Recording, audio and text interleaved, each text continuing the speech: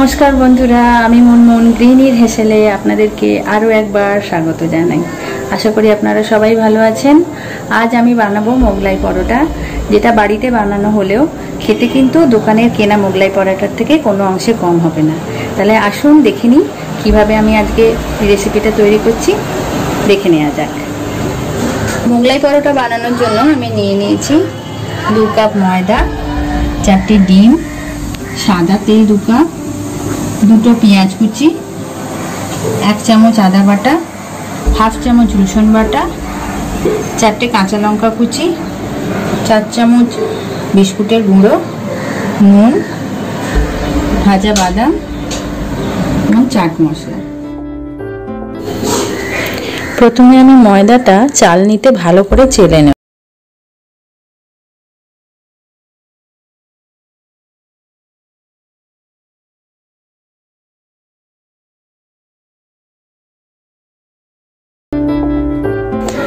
এর মধ্যে আমি দিয়ে দিচ্ছি 2 চামচ সাদা তেল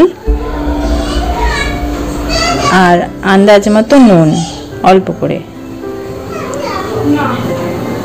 এরপর তেল এবং নুন ময়দার সাথে ভালো করে মিক্স করে নেব। এবার জল দিয়ে ময়দাটা ভালো করে মেখে নিতে হবে।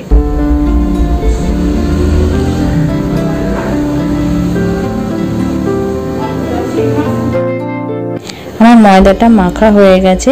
এবার আমি কিছুক্ষণের জন্য এটা ঢেকে রেখে দিচ্ছি। এই বোলের মধ্যে আমি মোগলাই পরোটার পুরটা বানিয়ে নেব। তার জন্য এক এক করে 4টে ডিম আমি প্রথমে ফাটিয়ে নেব।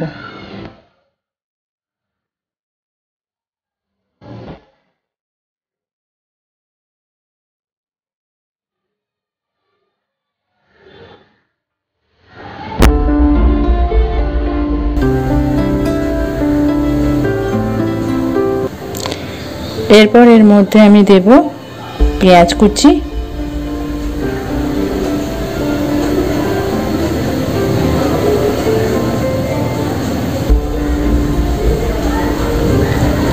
তারপর দেব 1 চামচ আদা বাটা,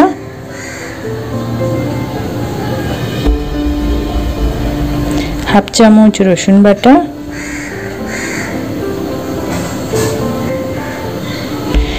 কুচনো লঙ্কা,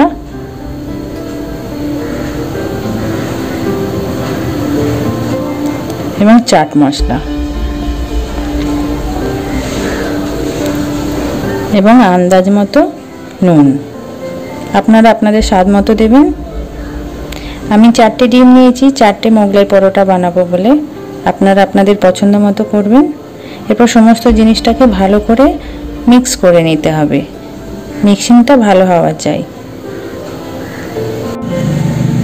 এর মধ্যে আমি মেশাবো বিস্কুটের গুঁড়ো।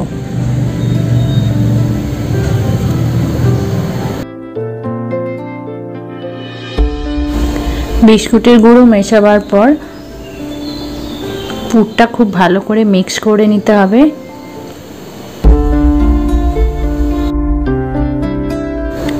আমার মোগলাইয়ের পুরটা রেডি হয়ে গেছে। আগে থেকে তৈরি করে রাখা ডোটা আরেকবার একটু মেখে নেব।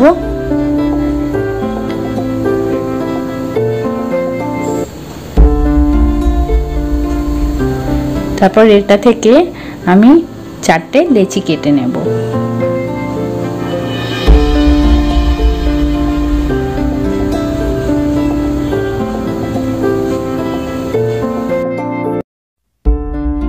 दो থেকে 4টে লেচি করে নিয়েছি। এবার এক এক করে বেলে নেব।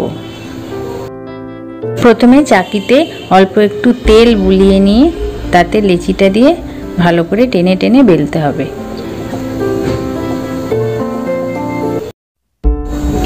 ভালো করে পাতলা করে বেলে নিতে হবে। চেষ্টা করছি গোল করার।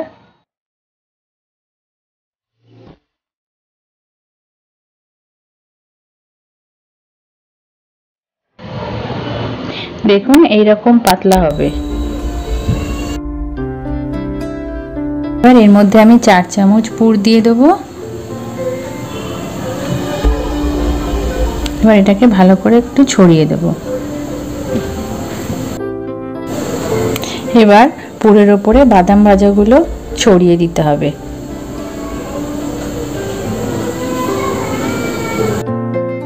এবার পরোটাটার একটা সাইড তুলে এইভাবে ফোল্ড করব, আর অপোজিট সাইডটা তুলে তার উপরে গিয়ে ফোল্ড করে দেব, দিয়ে এইভাবে মুড়ে দিতে হবে।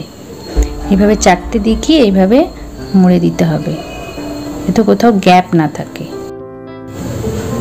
ওভেনে ফ্রাইং প্যান বসিয়ে দিয়েছি, এর মধ্যে এবার তেলটা ঢেলে দেবো। তেলটা এবার গরম হবে।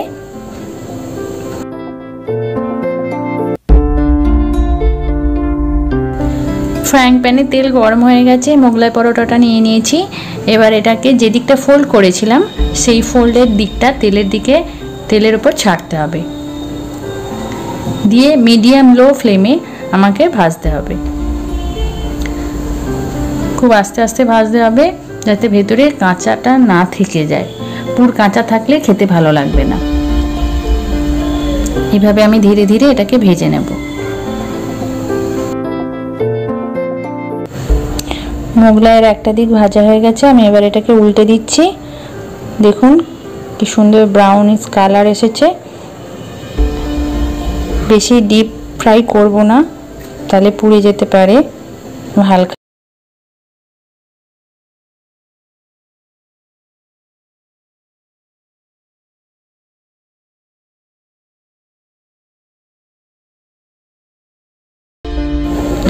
আমার প্রথম মোগলাইটা ভাজা হয়ে গেছে। এবার এটাকে আমি তুলে নিচ্ছি, নিয়ে একটা টিস্যু পেপারের উপরে রাখবো। আমার চারটে মোগলাই পরোটা ভাজা হয়ে গেছে। এবার এটা আমি খাবার জন্য সার্ভ করব। দেখুন আমার মোগলাই রেডি। স্যালাডের সাথে এটা আমি পরিবেশন করেছি। দেখে নিন ভেতরটা কত সুন্দর সেদ্ধ হয়েছে, কোনো কাঁচা ভাব নেই। আশা করি এই রেসিপিটা আপনাদের ভালো লেগেছে। যদি ভালো লেগে থাকে তো অবশ্যই লাইক, শেয়ার এবং কমেন্ট করতে ভুলবেন না। নমস্কার।